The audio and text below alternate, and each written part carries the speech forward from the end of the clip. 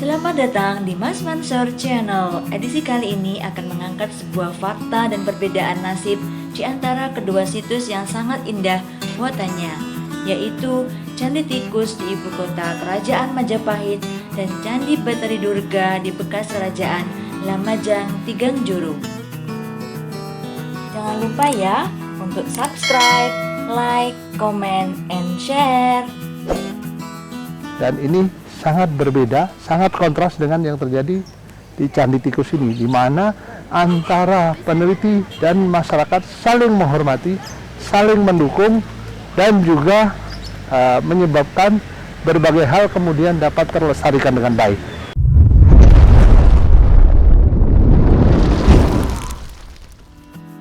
Candi Tikus pertama kali ditemukan oleh masyarakat pada tahun 1915 ketika di wilayah Trowulan sedang dilanda hama tikus. Hama tikus yang menyerang tanaman padi penduduk. Ketika tikus yang berjumlah ratusan bahkan ribuan tersebut akan dibasmi, ternyata binatang pemakan padi bersembunyi di sebuah lubang, dan setelah digali oleh penduduk ternyata terdapat struktur batu bata kuno. Oleh karena itu, pemerintah Hindia Belanda kemudian melakukan penggalian dan ditemukan sebuah kompleks petirtaan yang unik dan indah. Assalamualaikum warahmatullahi wabarakatuh. Om Swastiastu, Namo Buddhaya, salam kebajikan, Hong Ulun Basuki Langgeng. Selamat sore kepada para penonton Mas Mansur Channel yang membanggakan. Hari ini kita sore ini yang cuacanya agak mendung tapi tidak hujan, alhamdulillah. Kita sore ini sedang berada di sekitaran Candi Tikus di wilayah Trowulan, bekas ibu kota Kerajaan Majapahit Wilawatikta.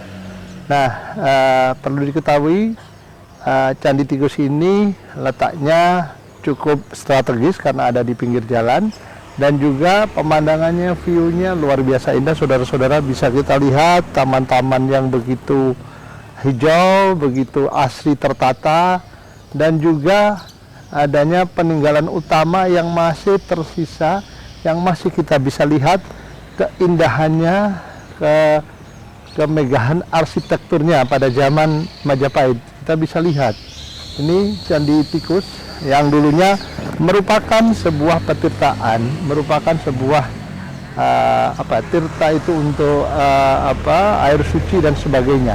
Di sini masih kita bisa lihat kolam-kolamnya dipenuhi ikan, meskipun ada beberapa kerusakan tapi tidak terlalu parah.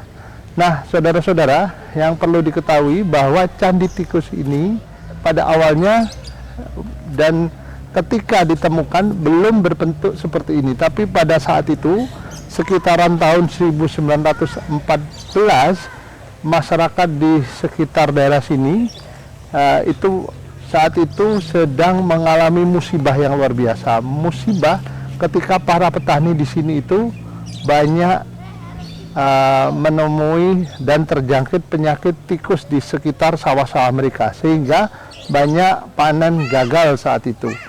Dan kegagalan panen yang melanda daerah Trowulan atau sekitar daerah sini saat itu dikarenakan adanya hama tikus yang menggila, ceritanya begitu kira-kira saudara-saudara. Dan kemudian ternyata ketika hama tikus itu mulai diserang balik oleh para petani saat itu, mau dihabisin, mau dimusnahkan, nampaknya tikus itu melarikan diri dengan cepat dan berlari menuju ke sebuah lubang. Sebuah lubang yang sama dari mana-mana, sebuah lubang yang menganga. Nah, di sanalah kemudian yang namanya tempat atau lubang itu dibongkar oleh masyarakat, dan ternyata di lubang itu kemudian ternyata ada bangunan-bangunan berstruktur yang merupakan batu bata yang tersusun rapi. Oleh karena itu masyarakat kemudian mulai membongkar, dalam arti membongkar secara sedikit-sedikit, dan pemerintah Hindia Belanda saat itu turun tangan, sehingga kemudian ketika diekskavasi atau digali kembali, struktur bangunan itu ternyata bentuknya luar biasa indah, yang mana di sini ternyata adalah bekas petirtaan yang suci ternyata.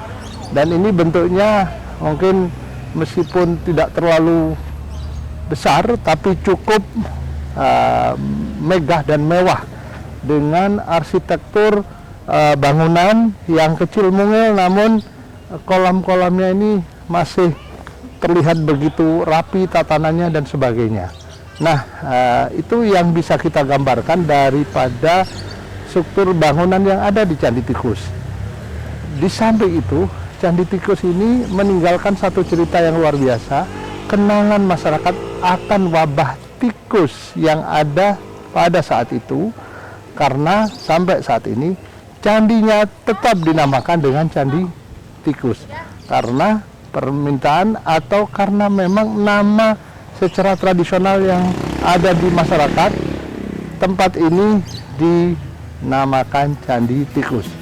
Kompleks pertitaan ini oleh para peneliti dan pemerintah Hindia Belanda tetap dinamakan Candi Tikus untuk mengingatkan bahwa situs ini waktu ditemukan adalah lubang persembunyian tikus yang merusak tanaman petani. Dalam langkah pelestarian berikutnya, Candi Tikus ini dipugar oleh pemerintah Hindia Belanda dan dirawat baik oleh pemerintahan Republik Indonesia sampai saat ini. Hal yang cukup berbeda, saudara-saudara, terjadi pada yang namanya sebuah candi, sebuah struktur yang merupakan bekas peninggalan kompleks percandian di Lamajang Tigangjuru, jauh di wilayah Lumajang sebelah timur sana. Nah, di kompleks percandian bekas Lamajang Tigangjuru itu, ketika ditemukan, masyarakat menamakan yang namanya Candi Betari Durga, karena masyarakat menilai di desa tersebut atau di desanya itu dulu namanya Desa Durgowo, sehingga masyarakat menghubungkan candi tersebut dengan yang namanya nama sebuah dewa atau dewi bernama Durga, sehingga masyarakat menamakan candi tersebut Betari Durgo. Namun ternyata dalam perkembangannya, setelah ada penelitian, para peneliti tidak mau candi tersebut dinamakan Candi Betari Durgo, dan candi tersebut kemudian oleh para peneliti disebut Candi Kedung Sari. Nah, mengenai penamaan ini saja sudah terjadi tahi ulur, saudara-saudara, belum yang lain-lain lagi, sehingga di wilayah Lumajang atau objeknya adalah candi yang ada di wilayah Kedung Sari, dusunnya Kedung Sari, desanya Kedung Moro, sampai hari ini masih rancu. Masyarakat tetap menamakan Candi Betari Durga, yang peneliti tetap menamakan Candi Kedung Sari. Dan ini sangat berbeda, sangat kontras dengan yang terjadi di Candi Tikus ini, di mana antara peneliti dan masyarakat saling menghormati, saling mendukung, dan juga menyebabkan berbagai hal kemudian dapat terlestarikan dengan baik. Tentunya ini adalah pelajaran berharga bagi kita, yang mana bisa kita ambil hikmahnya. Semoga di depan pertentangan semacam ini antara peneliti dengan masyarakat jangan sampai terulang. Dan semoga dengan kesadaran bersama, para peneliti dan masyarakat bisa bekerja sama membangun sebuah semangat pelestarian bersama, sehingga candi-candi yang ada, misalnya saja di candi yang ada di Desa Kedung Moro yang oleh masyarakat dinamakan Candi Betari Durga, bisa dilanjutkan pelestariannya, bisa dilanjutkan perawatannya, bahkan nantinya moga-moga bisa dilakukan ekskavasi sehingga akan terkuak bagaimana struktur dan arsitektur kompleks percandian di Lamajang Tigangjuru. Barangkali itu yang bisa kita laporkan, kita diskusikan, dan semoga bisa kita mengambil manfaatnya dengan baik. Assalamualaikum warahmatullahi wabarakatuh. Om Swastiastu, Namo Buddhaya, salam kebajikan, Hong Ulun Basuki Langgeng. Terima kasih kepada para penonton yang terus memantau channel ini. Kita lanjutkan dengan telusur-telusur yang lain. Demikianlah penelusuran tim Mas Mansur Channel untuk mengungkap fakta yang menyebabkan perbedaan perawatan di antara kedua situs tersebut. Semoga ke depan berbagai perbedaan ini dapat ditangani dan diselesaikan dengan baik.